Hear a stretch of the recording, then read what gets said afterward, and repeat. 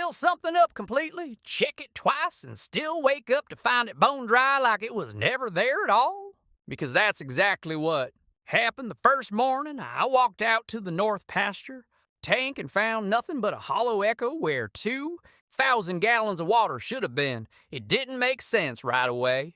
Not in a way that felt serious anyway. More like the kind of thing you chalk up to a long day or a bad memory. Because the evening before I'd stood right there on the steel ladder, leaned over the rim, and watched the last of the hose water ripple across the surface until it settled flat and dark under the setting sun. And I remember thinking we were finally caught up after a dry week. The tank sat out on a slight rise, maybe 50 yards from the fence line where the ground sloped gently down toward the scrub. And everything around it had that baked look. Dusty grass flat and low, soil cracked in places where it hadn't seen proper moisture in a while, and the cattle had been pushing closer than usual, noses working the air, waiting for the sound of water hitting metal like they could smell relief before it even arrived. So when I got there that morning and dropped a small rock in, just to hear it, the way you do without thinking, and it clanged loud and hollow instead of splashing, I stood there longer than I should have, just staring down like something might suddenly come back if I waited long enough. At first I figured I must have misjudged it. Maybe shut the hose off too early, maybe got distracted and never filled it all the way. Because that kind of mistake is easier to accept than something you can't explain. So I climbed back down, checked the valve at the base, made sure it was tight, then walked the short stretch of pipe that ran back toward the main line. Everything looked fine, dry as it should be, no seepage, no damp patches in the dirt, nothing that even hinted at a leak, and if you've worked around water long enough, you know it always leaves a sign somewhere. A darker patch of soil, a smell, even just a softness under your boots. But there was nothing like that out there. Just hard ground and heat already starting to rise, even though the sun hadn't fully cleared the hills yet. I went back, turned the valve open again, and listened as the water pushed through the pipe. That steady rushing sound building up until it spilled into the tank, echoing off the metal walls. And that part at least felt normal, grounding in a way. Like whatever happened before was just a simple mistake and nothing more. Amy came out a little later, walking with that purposeful stride she always has when something's not quite right. And she asked me straight off if I'd emptied the tank overnight, which told me she'd already checked it herself before finding me. And I shook my head and told her it had been empty when I got there. She didn't say much at first, just walked around the base, crouched down near the valve, ran her hand along the pipe, and I could tell she was thinking the same thing I had. That there should be some kind of evidence if that much water had gone somewhere it wasn't supposed to. We both knew how important that tank was for the north side cattle, especially this time of year when the ground held no extra moisture and the grass gave nothing back. And hauling water out there wasn't something you could keep doing day after day without it wearing you down. So we filled it again, watched it this time all the way to the top, neither of us saying much, just listening to the water and the occasional low sound from the cattle drifting over from the fence. And when it was done, I made a point of tightening everything twice, checking the fittings, even tapping along the tank walls like that might somehow reveal something hidden. That night, I remember lying in bed, staring at the ceiling longer than usual, replaying the day in my head. Because even though I'd convinced myself it was just a mistake, there was something about it that didn't sit right. Like a detail I couldn't quite grab onto the next morning. I didn't even wait for coffee. I pulled my boots on and headed straight out there. The air still cool, but carrying that dry smell that told you the heat was coming. And as I got closer, I already knew what I was gonna find. Not because I saw it, but because of the silence. The way the cattle weren't gathered like they should have been if there was water. When I climbed up and looked inside, it was empty again, not low, not half full, just empty. The same hollow metal echo when I tapped the rim. And this time I didn't stand there long trying to reason it away. Because 2 times in a row isn't a mistake. It's a problem. I climbed down, slower this time, and walked the perimeter again, wider now, circling out further into the pasture, looking for anything that didn't belong. Any sign that water had pooled or run off somewhere. But the land told the same story it always did. Dry, undisturbed, unchanged, Amy met me halfway back. And I could see from her face she already knew. And we didn't waste time pretending otherwise. We both understood something wasn't right, and whatever it wasn't going to fix itself. We spent that entire morning checking everything we could think of. Every connection point, every inch of pipe, even the tank itself. Climbing up and running our hands along the inside walls, looking for cracks, weak spots, anything that might explain how that much water could disappear without a trace. But there was nothing. Not a single thing out of place. By the time the sun was high and the heat settled in, the tank was full again, and we stood there looking at it like it might give us an answer if we stared long enough. But all it did was sit there quiet and still, just like it had the night before. That was when I decided I wasn't going to bed early that night. If something was happening out there, I was going to see it myself. That first night I stayed out by the tank, I expected something obvious. Some kind of failure or movement or sound that would explain everything right away. But what I got instead was a whole lot of nothing stretched out over hours that felt longer than they should have. I sat up near the base of the tank with a lantern turned low, not wanting to interfere with anything if there was something to see, and the air had cooled off just enough to take the edge off the day's heat, though the ground still held warmth when I shifted my weight. The cattle settled further out than usual. Uneasy but not panicked, and every now and then one would let out a low call that carried across the pasture. The kind of sound that makes you aware of how quiet everything else is. At first, all I heard was the usual nighttime rhythm, insects working in the grass, the faint creak of metal as the tank adjusted to the temperature change, the occasional breeze dragging across the dry brush, and I kept telling myself that whatever was happening would show itself eventually. Midnight came and went without anything changing. And I remember checking my watch more often than I needed to because time seemed to slow down out there, stretching between sounds that never came. Sometime after that, I noticed something subtle, so small I almost dismissed it. A faint sound that didn't match anything around it. Not loud, not even clear, more like a distant hollow rushing. The kind you might hear if water were moving through something deep underground. I held still when I heard it, leaning forward slightly, trying to isolate where it was coming from. But it didn't last long enough to track, fading back into the quiet before I could place it. And for a moment I wondered if I'd imagined it entirely. But once you notice something like that, it's hard to ignore, and I found myself listening harder, tuning everything else out, waiting for it to come back. It did, but not the way I expected. Instead of a steady sound, it came in brief moments, a low, almost muffled pull, like something drawing water through a narrow space somewhere beneath the ground. And it didn't come from the tank itself so much as from somewhere near its base. Slightly off to one side, I stood up slowly, careful not to make more noise than I had to, and stepped closer to the area where I thought I'd heard it. Crouching down and placing my hand flat against the ground. At first, there was nothing, just the dry, packed dirt under my palm, but then, after a few seconds, I felt it. Not movement exactly, but a subtle vibration. So faint you could miss it if you weren't paying attention. That was the first time I felt that uneasy shift in my gut. Not fear exactly, but the realization that whatever was happening wasn't simple. I stayed out there until the sky started to lighten, listening, watching, feeling for that vibration again. And every now and then, it would return, just enough to confirm it was real, but never enough to fully understand. When the sun finally came up, I climbed the ladder again and looked inside the tank. And just like before, it was empty. This time, though, I had something to go on. Amy met me out there with coffee.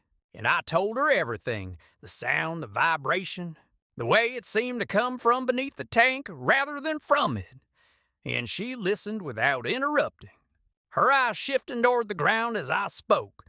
We started digging that same morning, not wide at first, just a small section near where I'd felt the vibration, and the top layer came off easy enough.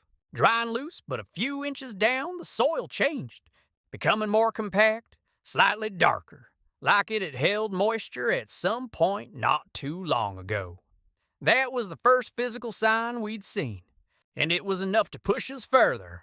We widened the area, digging deeper, and after about a foot, the ground started to cool under our hands. And that's when we hit it, not water exactly, but damp soil, the kind that clumps together when you press it. It didn't make sense at first, because if that much water had been leaking out, the surface should have shown it, but here it was, hidden just beneath, like the ground had been swallowing it whole without letting anything rise back up. We kept going until we exposed a section of the main pipe that ran under the tank, and at first glance it looked fine, no obvious cracks or breaks. But when I brushed away the dirt along one seam, I saw it, a thin lane where the metal had split just enough to let water escape under pressure. It wasn't a dramatic break, not something you'd notice right away, just a hairline fracture that widened slightly under stress. And judging by the pattern of damp soil around it, it had been leaking for a while, slowly at first, then more as the pressure increased when the tank was full. But that still didn't explain everything. A leak like that would empty the tank over time. Sure, but not completely overnight without leaving more obvious signs above ground. And that was the part that still didn't sit right. That's when Amy pointed something out I hadn't considered. The slope. The tank sat on a slight incline, and beneath that, the soil wasn't as solid as it looked. And if the water was escaping under pressure, it wouldn't necessarily rise to the surface. It could travel downward, following the path of least resistance through the ground. We dug a little further along that line, and what we found changed everything. A narrow channel, not man-made, but formed over time. A natural void in the soil that had likely been there long before we ever set that tank in place. And now, with the pressure from a full tank feeding into it, it had become a direct path for the water to drain away underground. That was where the sound came from. Not the tank, not the pipe alone, but the water being pulled through that hidden channel, moving fast enough to create that hollow, rushing noise I'd heard in the night. And because it was all happening below the surface, the land above stayed dry, giving no indication of what was happening underneath.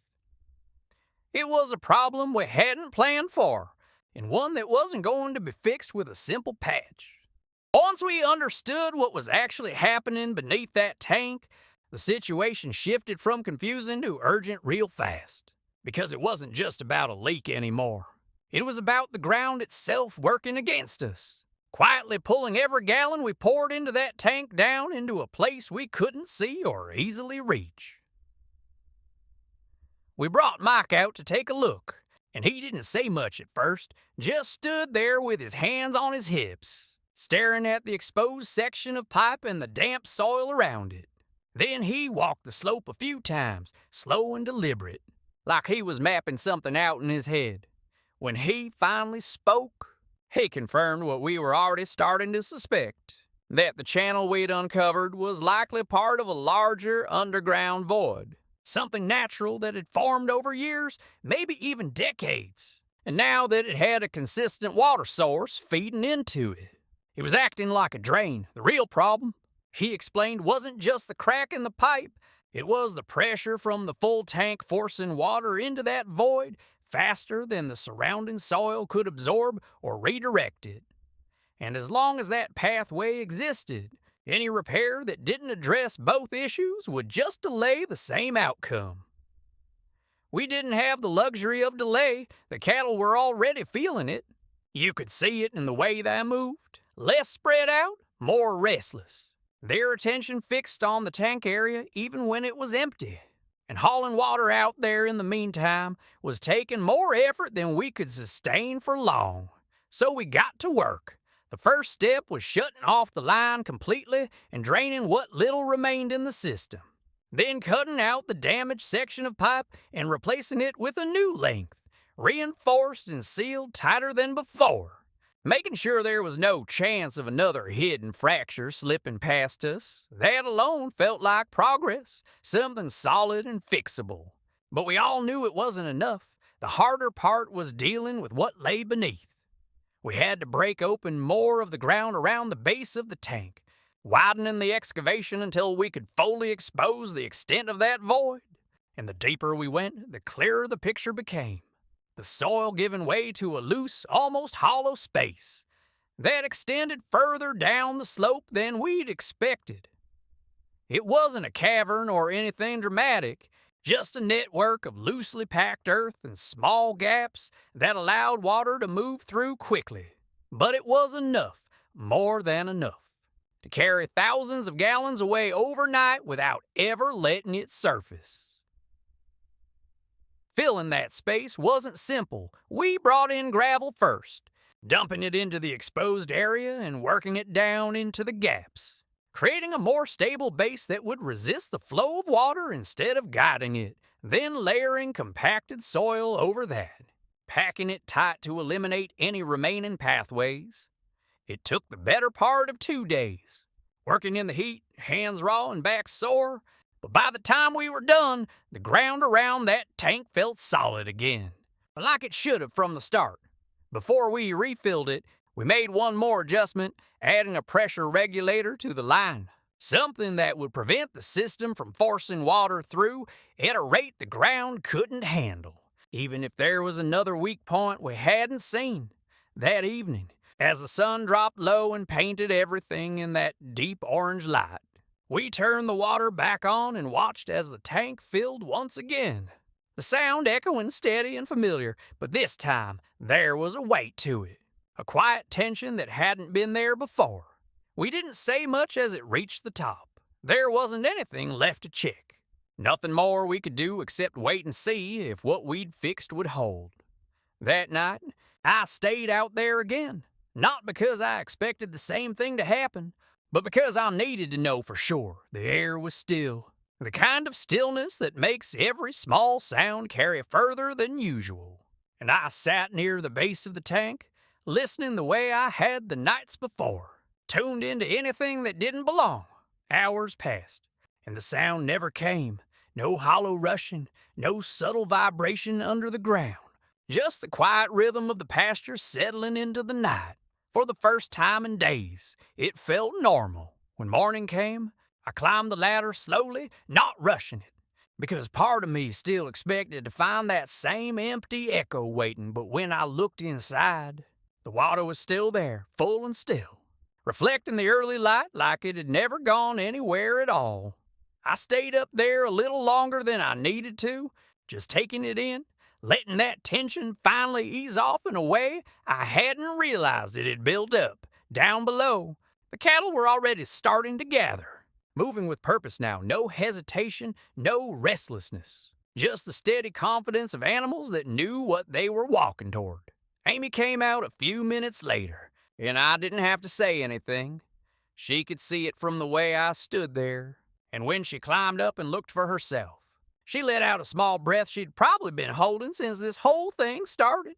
It wasn't a dramatic fix. Nothing you'd tell is some big moment, but it was solid, real, and the kind of solution that makes sense once you see all the pieces laid out. Looking back on it, the strangest part wasn't the leak or the void or even the way the water disappeared without a trace. It was how easy it was to miss the signs at first. How something happening just below the surface can go completely unnoticed until it starts affecting everything above it. Now, every time I walk past that tank, I take a second to look at the ground around it. Not because I expect it to fail again, but because I know better than to assume everything you can't see isn't there. And every now and then, late at night when things are quiet, I catch myself listening just for a second, half expecting to hear that faint, hollow pull again. Even though I know we fixed it, it's a hard habit to shake once something like that gets into your head.